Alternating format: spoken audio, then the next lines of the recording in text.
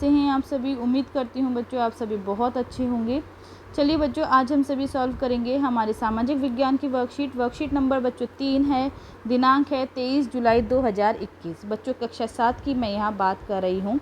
तो बच्चों, video start करने से पहले मैं आप सभी से कहना चाहूँगी कि जो भी बच्चों मेरे चैनल पर नए हैं, जिन्होंने भी अभी तक मेरे चैनल को सब्सक्राइब नहीं किया है, जल्दी से जाइए और सभी लाल बटन दबा करके मेरे चैनल जारेड ऑनलाइन क्लासेस को सब्सक्राइब करना ना भूलिए। तो देखिए बच्चों, आज का जो उपविषय है वो है ग्लोब तथा मानचित्र। तो बच्चों, ग्लोब तथा मानचित्र के बारे में हम सभी यहाँ पढ़ेंगे। क्या आपने कभी सोचा है कि हमारी पृथ्वी कैसी है, गोल, चपटी या तश्तरी की तरह?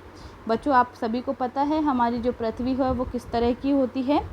तो देखिए बच्चों, इसी के बारे में हम पढ़ेंगे। हमारी पृथ्वी पूरी तरह से गोल नहीं है, ये उत्तरी व दक्षिणी ध्रुवों पर थोड़ी सी चपटी तथा बीच में से थोड़ी उभरी हुई है। ठीक है। पृथ्वी के इस आकार को भू आप कहा जाता है, लेकिन पृथ्वी का यह चपटापन उत्तर व दक्षिण ध्रुवों पर न के बराबर है, जो कि लगभग 21 किलोमीटर है। इसलिए हमें पृथ्वी हमेशा गोल ही दिखाई देती है। तो देखिए बच्चों, जो हमारी पृथ्वी है वो पूरी तरह गोल नहीं है। उत्तरी और दक्षिण ध्रुवों पर थोड़ी सी चपटी है और बीच में से थोड़ी सी उभरी हुई है, इसलिए हम इसको भू आव कहते हैं। लेकिन बच्चों, पृथ्वी का ये चपटापन उत्तर व दक्षिण ध्रुव पर न के बराबर है, जो कितना किलोमीटर है, लगभग 21 किलोमीटर है। इसलिए हम पृथ्वी हमेशा गोल दिखाई देती है। अब देखिए बच्चों, विषुवतीय व्यास कितना है पृथ्वी का? 12,756 किलोमीटर। ध्रुवीय व्यास है 12,714 किलोमीटर और अंतर है बच्चों इन दोनों में 42 किलोमीटर का। ठीक है। तो देखिए बच्चों, आप सभी को यहाँ पे टूटी हुई रेखाएं पृथ्वी के वास्तविक आकार को दर्शाती है। तो ये हमारा उत्तरी ध्रुव है और ये हमारा दक्षिणी ध्रुव है। तो आप सभी को यहाँ अच्छे से दिखाई दे रहा होगा। ठीक है। अगला देखिए बच्चों, ग्लोब पृथ्वी का लघु रूप में एक वास्तविक प्रतिरूप है। ये देखिए बच्चों, आप सभी को ग्लोब दिखाई दे रहा है। ग्लोब विभिन्न आकार व प्रकार के हो सकते हैं, जैसे पॉकेट में रखने वाले ग्लोब, गुब्बारे वाले ग्लोब, बहुत बड़े आकार के ग्लोब इत्यादि। ग्लोब पर देशों, महाद्वीपों तथा महासागरों को उनके सही आकार में दिखाया जाता है। ग्लोब सुई के चारों ओर पृथ्वी की भांति पश्चिम से पूर्व की ओर घुमाया जा सकता है, लेकिन पृथ्वी पर वास्तव में ऐसी कोई सुई नहीं होती है। ये अपने अक्ष पर चारों ओर घूमती है, जो एक काल्पनिक रेखा है। तो देखिए बच्चों, ग्लोब हमारा एक लघु रूप है। ठीक है, पृथ्वी का। ये बच्चों कई प्रकार के हो सकते हैं। इन पे बच्चों देश, महाद्वीप और महासागरों को सही आकार में दिखाया जाता है। ठीक है बच्चों, ग्लोब सुई के चारों ओर पृथ्वी की भांति पश्चिम से पूर्व की ओर घुमाया जा सकता है, लेकिन वास्तविकता में बच्चों जो पृथ्वी है उस पर कोई सुई नहीं होती है, वो अपने अक्ष पर घूमती है, जिसे हम काल्पनिक रेखा बोलते हैं।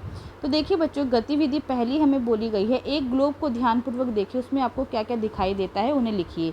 तो बच्चों, एक ग्लोब में हमें यहाँ लिखेंगे देश, महाद्वीप और महासागर दिखाई देते हैं। ठीक है बच्चों, ये आप लिखेंगे। दिए हुए संकेतों से विभिन्न आधार पर पृथ्वी तथा ग्लोब में अंतर बताएं। संकेत: ग्रह जिस पर हम रहते हैं गोलाकार, कोई काल्पनिक रेखाएं नहीं है। लघु रूप में पृथ्वी का एक वास्तविक प्रतिरूप काल्पनिक रेखा होती है। और भू आभ। तो देखिए बच्चों, यहाँ हमें आधार दिए हैं, यहाँ पृथ्वी और ग्लोब के बारे में हमें लिखना है। अर्थ: पृथ्वी क्या होती है बच्चों? तो पृथ्वी ग्रह जिस पर हम रहते हैं, तो लिखेंगे ग्रह जिस पर हम रहते हैं। और ग्लोब है बच्चों लघु रूप में पृथ्वी का एक वास्तविक प्रतिरूप। ठीक है बच्चों, आया सभी को समझ में? अगला है आकार। पृथ्वी कैसी आकार की होती है बच्चों? आप सभी को पता है पृथ्वी हमारी कैसी होती है? भू आभ। और हमारा ग्लोब कैसा होता है बच्चों? गोलाकार। ठीक है। अगला है काल्पनिक रेखाएं। तो काल्पनिक रेखा नहीं होती है पृथ्वी पर, जबकि ग्लोब पर काल्पनिक रेखाएं होती है। ठीक है बच्चों, यहाँ तक सभी को समझ में आया? अगला देखिए बच्चों, ग्लोब में अध्ययन की कुछ सीमाएं हैं। जब हम पूरी पृथ्वी का अध्ययन करते हैं तो ग्लोब का उपयोग करते हैं। बच्चों, पूरी पृथ्वी का अध्ययन करने के लिए हमें ग्लोब की ज़रूरत होती है, परंतु जब हम पृथ्वी के एक हिस्से का अध्ययन करना चाहते हैं, जैसे भारत, दिल्ली, हमारा क्षेत्र आदि, तो मानचित्र अधिक उपयोगी होता है। लेकिन जब हम हमारे देश, पृथ्वी का किसी हिस्से के बारे में जानकारी लेंगे तो उसमें मानचित्र का हम उपयोग करेंगे। मानचित्र पृथ्वी की सतह या इसके एक भाग का चपटी सतह पर खींचा गया चित्र है।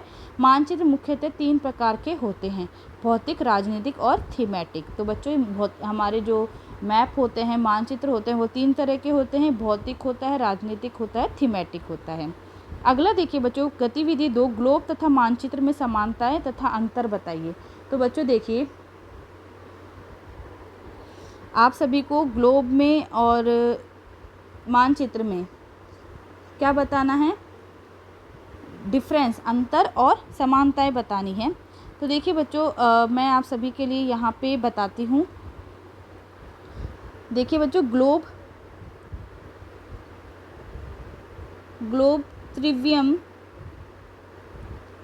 त्रिविमीय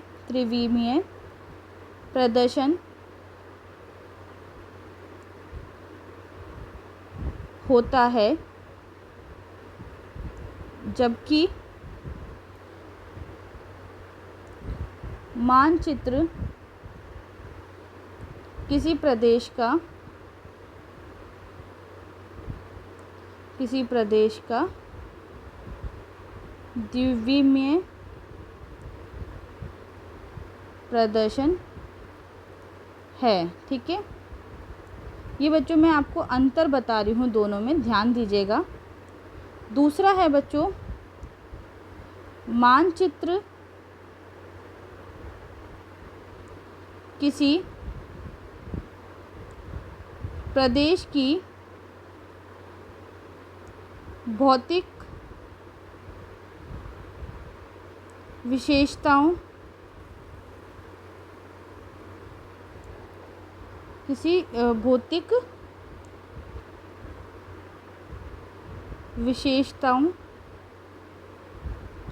का प्रदर्शन करता है। ठीक है, जबकि ग्लोब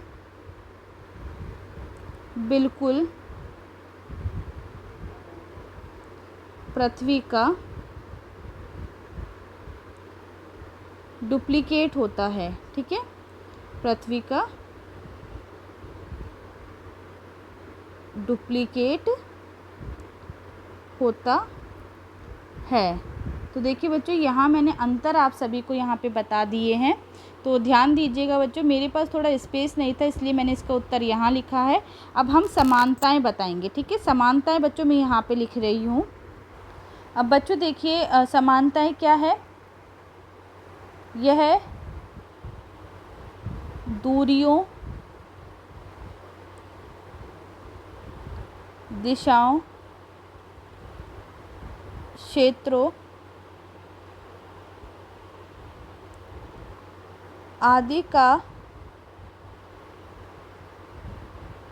विवरण करके पूरी दुनिया का दृष्टिकोण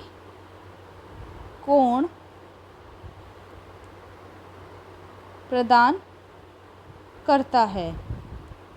ठीक है, और जबकि हमारा जो ग्लोब है ये बच्चों, यह